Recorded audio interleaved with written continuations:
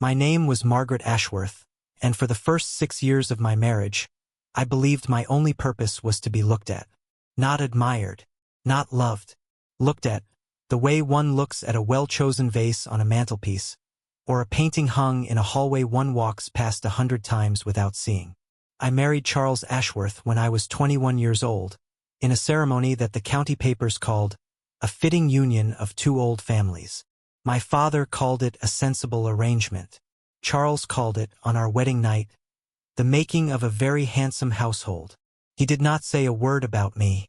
He spoke of the house. I should have understood then what I was to become. Ashworth Hall was a grand estate, 300 years in Charles's family, with 40 rooms and gardens that took a full day to walk. It needed, Charles often said, a mistress who understood how to be seen. I had been raised to pour tea correctly, to curtsy at the proper depth for each rank of guest, to sit in silence while men discussed matters they considered too weighty for a woman's mind.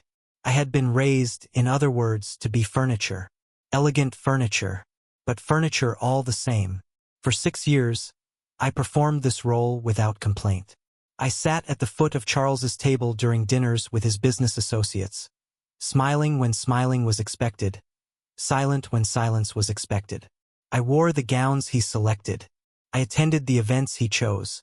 I bore him no children, a fact he mentioned to his friends with a shrug, as though commenting on a horse that had failed to win a race, and never once discussed with me directly, as though my own body were a subject beneath his attention. I want to tell you about the night everything changed. Not because it was dramatic, it wasn't, not at first. It was a small thing, a cruel little sentence, tossed off without thought, the way a man tosses a coin to a beggar without looking at his face. We were hosting a dinner for 12. Lord Pemberton and his wife, the Hendersons, Charles's business partner, a man named Whitmore, and his new young wife, who had arrived from London wearing a gown that made every other woman at the table look like she'd dressed in the dark. I had chosen the seating arrangements myself. I had chosen the menu myself. I had spent 4 days ensuring that the silver was polished, the flowers were fresh, the wine was decanted at precisely the correct hour. I did this every time, and every time, Charles took the credit for a well-run household, without ever once looking at me while he said it. That night, Whitmore's young wife, Isabel, her name was, turned to me partway through the fish course and asked, with what I believe was genuine curiosity rather than cruelty, "Mrs. Ashworth, what do you occupy yourself with when you are not arranging dinners?" It was an innocent question. I had no good answer because the honest answer was, nothing. I occupied myself with nothing because nothing was permitted to me. Before I could answer, Charles laughed. Not unkindly, he would have said, if I had ever confronted him about it, which I did not for a long while yet, and said to the table at large, "Margaret doesn't need occupation. She's decorative. Aren't you, my dear?" The table laughed. Not cruelly. Warmly, even the kind of warm laughter that follows a joke everyone assumes is affectionate. Lord Pemberton raised his glass to me. Mrs. Henderson said something about how lovely I looked in blue. Isabel Whitmore smiled at me with what I now recognize as pity, and I smiled back. I smiled because that is what I had been trained to do. I smiled while something inside my chest folded itself very small and very quiet, the way a piece of paper folds when you press the crease again and again until it holds the shape on its own. I did not say a word for the rest of the dinner. I do not believe anyone noticed. That night, after the guests had gone and Charles had retired to his study with a glass of port, as he did every night, I did not go to bed. Instead, I walked the length of Ashworth Hall in the dark, room by room, the way I had walked it 1,000 times before as its mistress and never once as its owner. I passed the drawing room where I had arranged flowers that no one remembered arranging. I passed the library, full of books Charles had inherited and never read, that I had read cover to cover in the lonely afternoons of 6 childless years. I passed the portrait gallery, where generations of Ashworth wives hung in gilt frames, painted in their finest gowns, none of them named in memory beyond wife of the man beside them. I stopped in front of the portrait that would one day be painted of me, though it did not exist yet. I could see, in the dark glass of an empty frame Charles had commissioned but never filled, my own reflection. A woman in a fine gown, decorative, I want to be honest with you about what I felt in that moment, because I think honesty matters more than drama. I did not feel rage. I did not feel the urge to scream or break something or run into the night. I felt something quieter and, in its way, far more dangerous. I felt clarity. I understood, standing in that hallway, that I had a choice to make.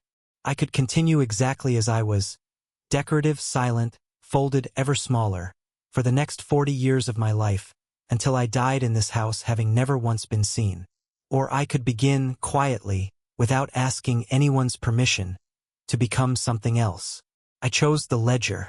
Ashworth Hall's accounts had always been managed by a steward named Mr. Colby, an elderly man who had served Charles's father before him and who, I had noticed over the years, made a great many small errors that no one ever checked. Charles did not look at the books. He trusted Colby entirely, the way he trusted the world entirely to arrange itself around his comfort without his needing to verify anything. I began, the very next morning, to read. I told no one. I woke an hour before the household and sat in the estate office with candles burning low, teaching myself the language of rents and yields and tenant agreements that I had never been permitted to learn. I found, within the first fortnight, that Mr. Colby was not merely careless. He was, in several instances, dishonest, skimming small sums from tenant payments that he assumed no one would ever notice, because no one ever had. I did not confront him. Not yet. I simply learned. I read every ledger back to the year of my marriage. I walked the tenant farms in the mornings, dressed plainly, introducing myself not as Mrs. Ashworth, mistress of the hall, but simply as someone with questions about the harvest, about the drainage on the low fields, about why the Millbrook cottages had gone 2 winters without repair to their roofs. The tenants were surprised, at first, that anyone from the great house had come to ask them anything at all. An old widow named Mrs. Poole, who farmed the eastern acreage with her 2 grown sons, told me, with the particular bluntness of someone who has nothing left to lose by honesty, "No one's asked me a question in this house in 11 years, ma'am. Not a real one." I began to understand, walking those fields in the cold mornings, that I had been decorative not because I lacked substance, but because no one had ever thought to look for it. The substance had been there all along, folded very small, waiting. For nearly a year I lived 2 lives. In the evenings, I was exactly what Charles expected. Decorative, silent, present at his table, agreeable at his side. I asked nothing of him. I gave him no reason to look closer. I had learned, by then, that his inattention was not merely a flaw in his character. It was, in its way, a kind of freedom for me. A man who does not look does not see what you are building in the hours he isn't watching. I corrected, quietly and without fanfare, the errors in Mr. Colby's accounts, not by exposing him, which would have created a scandal Charles would have had to notice, but by simply beginning to manage the tenant agreements myself, under the polite fiction that I was assisting an elderly steward who was, everyone could see, slowing with age. I repaired the Millbrook cottages using funds I found had been sitting unclaimed for years, owed to the estate by a coal contract Charles had forgotten he'd signed. I renegotiated 2 tenant leases that had been quietly bleeding the estate of income for a decade. Terms Colby had never revisited because revisiting them required effort he no longer had the will to spend. Within that year, Ashworth Hall's actual income, the money the land itself produced, apart from Charles's investments in town, which he managed and discussed and took full credit for, rose by nearly a third. Charles noticed the money. He did not notice me. He mentioned to Lord Pemberton, over port one evening while I sat embroidering in the corner of the room, invisible as ever, that the estate's finally turning a proper profit. Must be Colby getting his affairs in order before he retires. I said nothing. I threaded my needle and let the compliment land on a dead man's ledger rather than a living woman's work, because I understood, by then, that being unseen was not always a wound. Sometimes it was cover. But I want to tell you about the moment I stopped wanting cover. Because that moment came, and when it came suddenly, the way a held breath finally releases. It was Isabel Whitmore, the young wife who had asked, at that terrible dinner a year before, what I occupied myself with, who came to call on me one afternoon in early spring, unannounced, her carriage arriving in a light rain. She had changed in the year since I'd seen her. Thinner, quieter.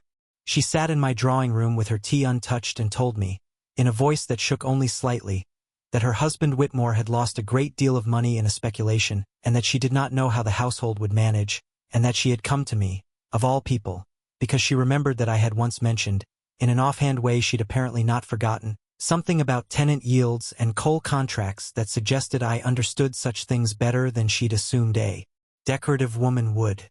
"I don't know why I'm telling you this," she said. "You must think it strange that I've come to the least practical woman in the county for financial advice." I set down my own cup, and for the first time in 7 years of marriage, I told another living soul the truth about what I had built in the quiet mornings while my husband slept.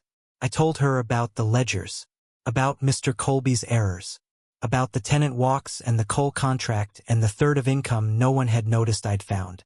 I told her because her need was real, and because I understood only as I was speaking.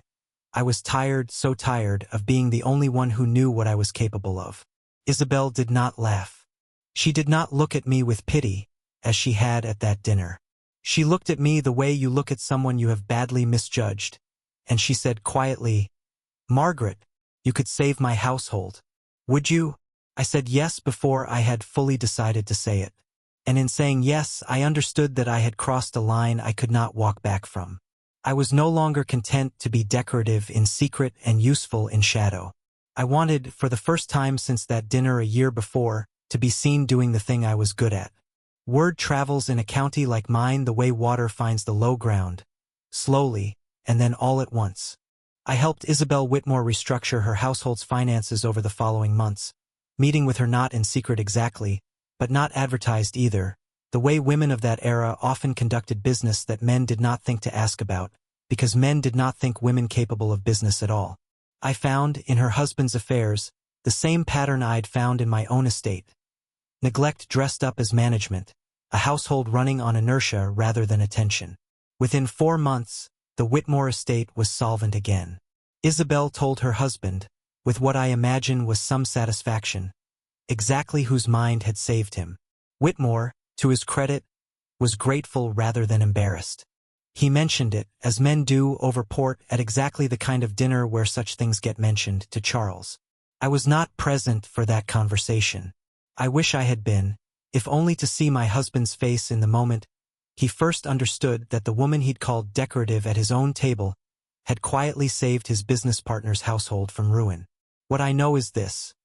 Charles came to me that night, into the small sitting room where I did my needlework, and stood in the doorway for a long moment without speaking. I had never seen him look at me quite that way before. Not with anger and not quite with pride either, but with something closer to bewilderment, as though a piece of furniture had suddenly stood up and begun to speak in a voice he'd never heard.